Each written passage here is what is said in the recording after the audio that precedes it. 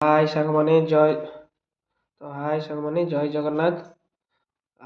ଦେଖନ୍ତୁ ଆଜି ତ ମାଣବସା ଗୁରୁବାର, ଆଜି ମାଣବସା ଗୁରୁବାର ଚତୁର୍ଥ ପାଳି। ଆଜି ଦେଖନ୍ତୁ ଆମର ଆଜି ଗୁରୁବାର, ଦେଖନ୍ତୁ ଆଜି ଗୁରୁବାରଙ୍କର ମାଣବସା ହେଇଥିଲା। ଦେଖନ୍ତୁ ଖାଇବା ଦେଖ, ଅରୁଆ ଭାତ ଆଉ ତା ସାଙ୍ଗରେ କଦଳୀ ଦେଖନ୍ତୁ, ଆଉ ଇଏ ହେଉଛି କଦଳୀ ଭଜା, ଇଏ ହେଉଛି ଆମର ଆମର କୋଶଳା ଶାଗ, ବଢ଼ି ପଡ଼ିକି ଶାଗ ହେଇଛି, କୋଶଳା ଶାଗ ଆଉ ବଢ଼ି ପଡ଼ିକି ଶାଗ ହେଇଛି।